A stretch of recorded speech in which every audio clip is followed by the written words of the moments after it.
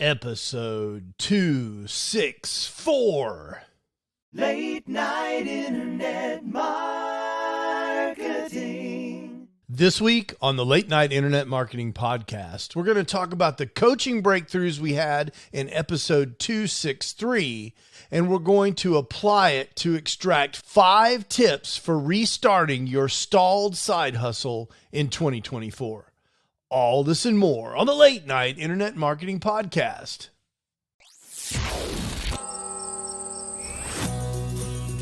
The Late Night Internet Marketing Podcast. You've been working for somebody else, but you want a business to run yourself. You want to know how to start, where to begin.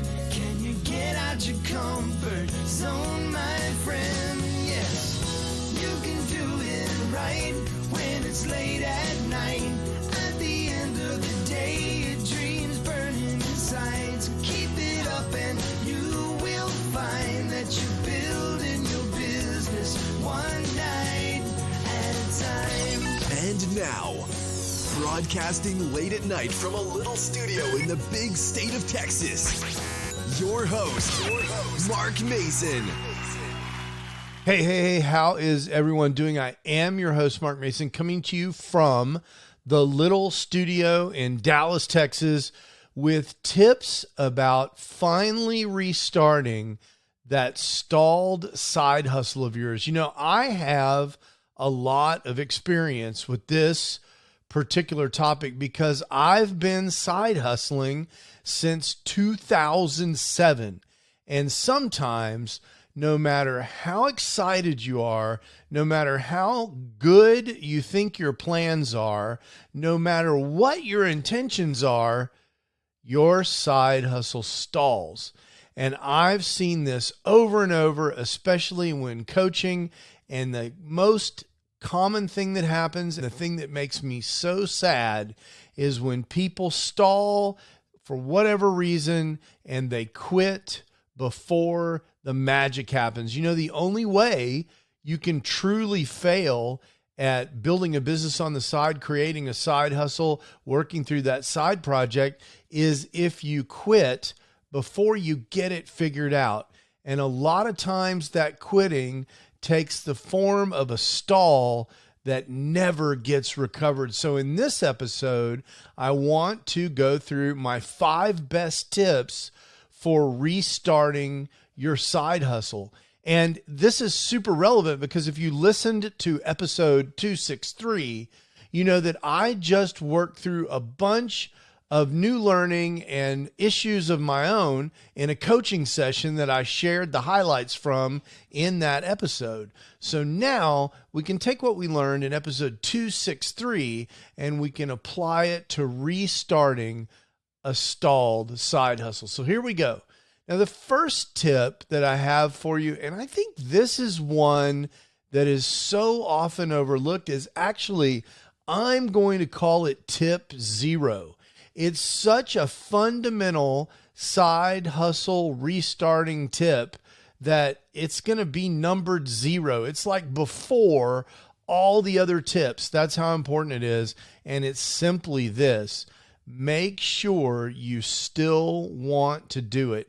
Make sure you're really committed to achieving the outcome that you've imagined. And the best way for you to do that is to reconnect with the reason that you're doing the side hustle to begin with. What is it that motivated you to start the side hustle in the first place? Maybe you've got an outcome that you're trying to get to because doing the thing makes you feel great. Maybe it's because you've got income goals that will enable you to do something in your life that's important to you. Whatever it is, make sure that you go back and spend some time committing to why you're doing the thing in the first place and write that down. You know, one of my things that I've committed to based on the learning that we discussed in 263 was the developing the new practice or redeveloping the practice of journaling. And so you should write down in the form of a journal or on a piece of paper, on a sticky note that you stick to your monitor, exactly why it is you're doing what you're doing. That will help you get through when you would rather be watching old reruns of Seinfeld. Okay, so that's tip 0. Make sure you still really want to do it, and make sure you remember why it is that you really want to do it. Tip number 1 is to reassess your commitments. You know, back in episode 263, we talked about a value system and that we all have value systems that cause us to prioritize commitments in a certain way. But just because you have a commitment doesn't mean that that's a commitment that you should have. Maybe it's something you should stop doing. Maybe you have commitments to people that you want to renegotiate or reassess in the face of the thing that you're trying to get done. Maybe it means you need to go through a season where you no longer do something that you had committed to do. Maybe you committed to mowing the yard every week this summer, and maybe this is the season where you need to hire someone to do your lawn care to free up time for you to actually work on your side hustle. Maybe if you've been going for that promotion at work and you've overcommitted at work during your day job, trying to get things done so you can be considered for a promotion, maybe this is not the right time to restart your side hustle. Or maybe you need to set some better boundaries at work. I like that answer better, so that you make sure that you have time for your side hustle. And these things go on and on and on. Maybe you're committed to watching Drive to Survive, the Formula One series on Netflix.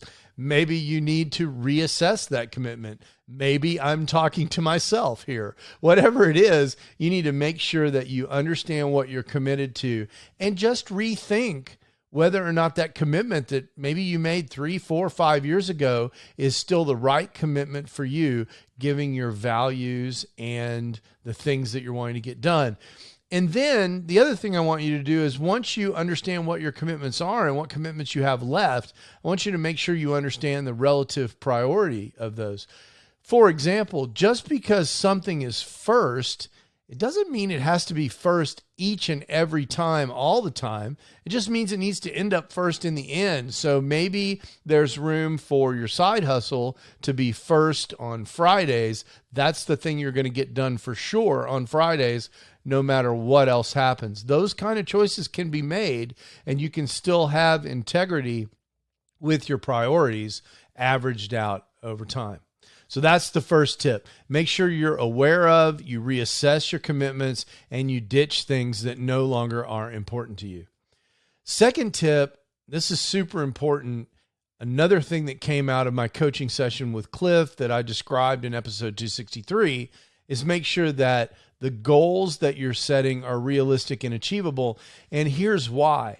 If your goals are too massive, you will lose faith that you can achieve them. So make sure they're realistic. Make sure it's something that you can actually achieve. It doesn't need to mean that they're easy or that you're taking it easy on yourself somehow by setting goals that anyone could achieve.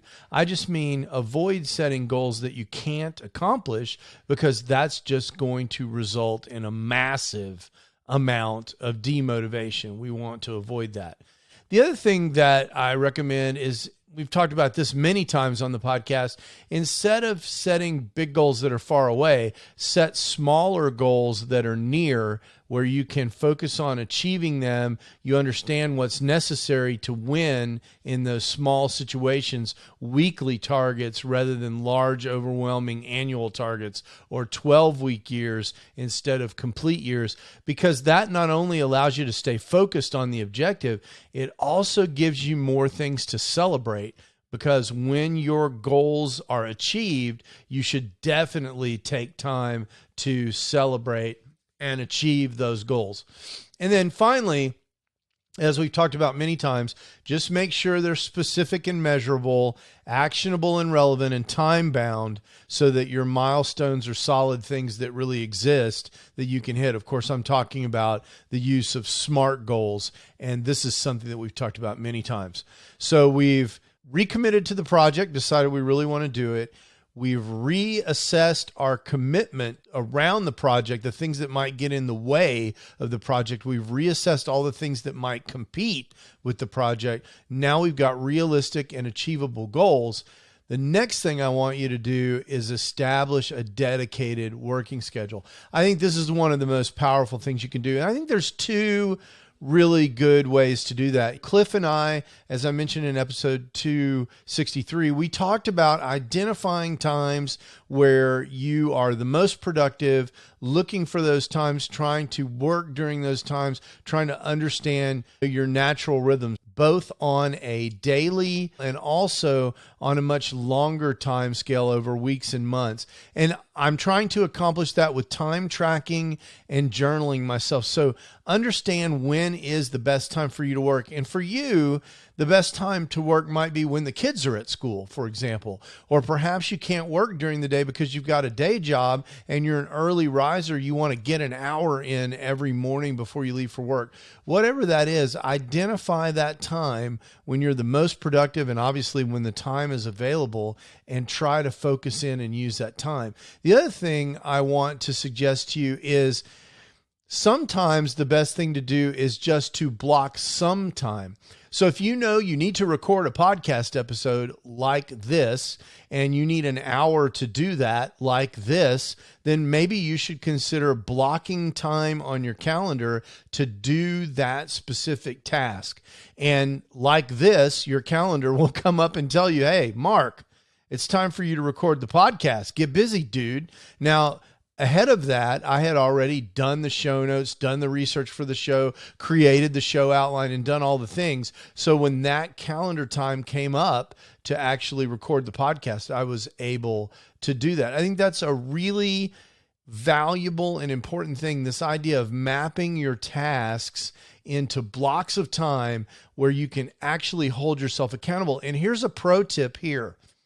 Treat these appointments with yourself like doctor's appointments. You know how whenever you have a doctor's appointment, you're hesitant to miss it? I mean, you're not going to certainly miss it without calling and rescheduling it, but usually you're not even going to miss it because somehow things like doctor's appointments or airline flights or other things that somehow in your value system you've decided are really important, you make those. You don't reschedule those. You make it to those things.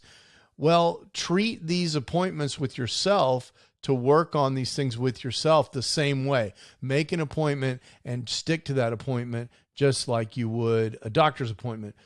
So the fourth tip is I want to recommend that you assess the work that you've got to do and make sure you're leveraging the latest technology and automation. So, for example, once upon a time when I created a podcast like this, and a lot of you probably know these podcasts are not just audio podcasts, but I also have a YouTube channel where I post this, and you can go over to latenightim.com/YouTube, and it will take you to my YouTube channel. And one of the playlists is actually video from this podcast. And if you go over there, you'll see my smiling talking head and a little bit of editing and graphics added in to make it interesting because I want this content on YouTube. The main reason I do that is so that I'll have video for social media posts because video of me talking is a lot more effective as a piece of social media content than video of an audiogram with just pulsing sound. People respond to video.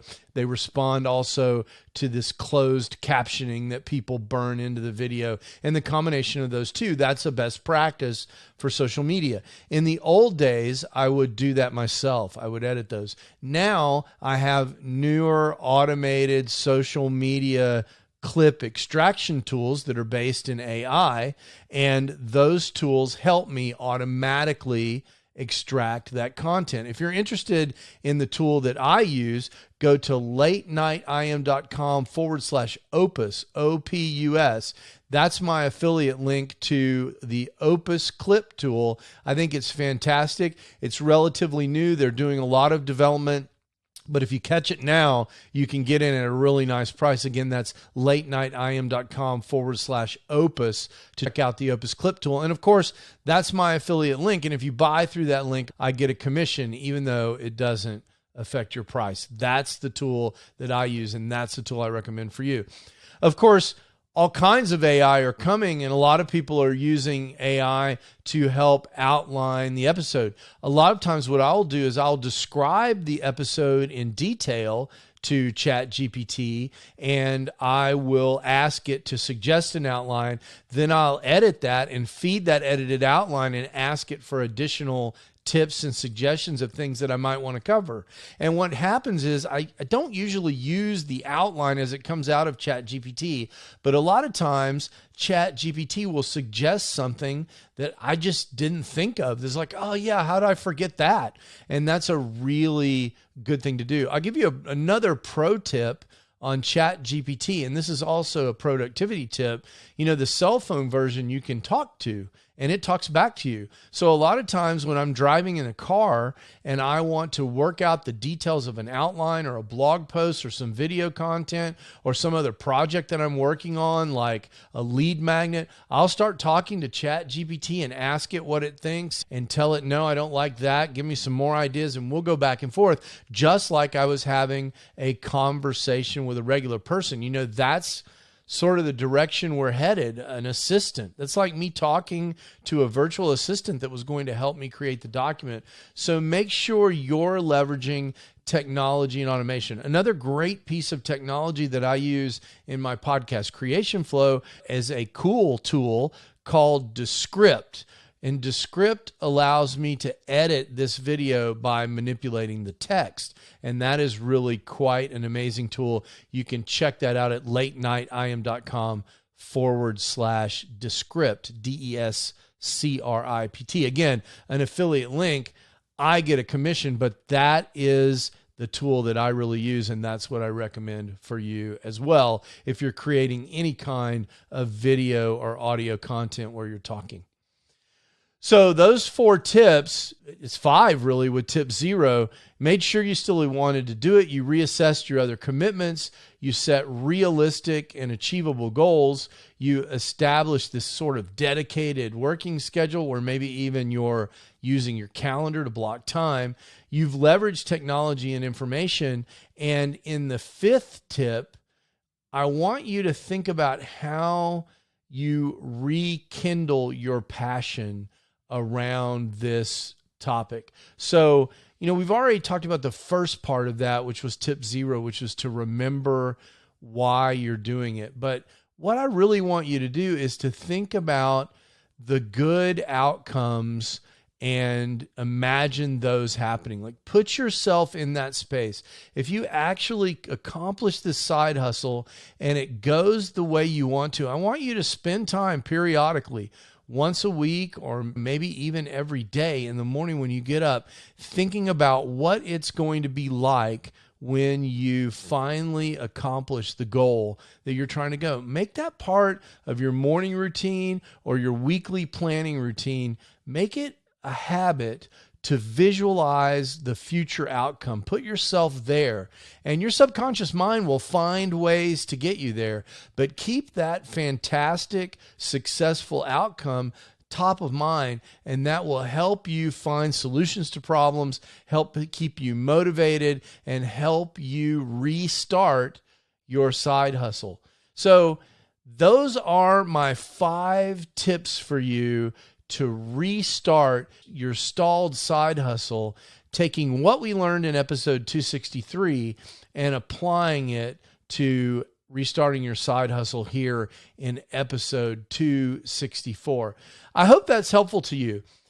In the next episode, next week, in episode 265, we're actually going to talk about in some more detail this tip number 4, leveraging technology and automation, and particularly AI. I work with AI in my day job and in some business contexts, and I also use AI a lot in my side hustle. So I thought it might be really good for us to talk about in episode 265 how you can leverage AI in your side hustle to get better results. I think that's really important. Better results faster, also really important, with less effort. I think a lot of people understand the less effort part, but if you just go for less effort, you're going to get lower quality. What I want to talk about is that amazing trifecta: easier, faster, and better. That's like the holy grail of optimizing processes. Easier, faster, and better all at the same time. I believe that's what AI enables, but only when it's used properly. And that's what we'll talk about in episode 265 next week. Hey, look, if you've got a reaction to this episode or you've got your own tips that you'd like to share with me, I would love to hear what you think. Maybe there's a tip 6 out there that you feel strongly about that you'd like to tell me about. Hit me up at feedback@latenightim.com. I'd love to hear what you think about these side hustle restarting tips. And I'd love to hear your personal story about a time when your side hustle was stalled, or maybe you're stalled now and need some help with that. Hit me up at feedback@latenightim.com. And until next time, I wish you all the best in your internet endeavors. Ciao. You can do it right when it's late at night. You've been listening to the Late Night Internet Marketing Podcast. Be sure to visit LNIMpodcast.com today to leave feedback for Mark. Download special bonus content, access the show notes, and more. See you there. Until then, go and make some great progress on your internet business, one night at a time. Business one night at a time.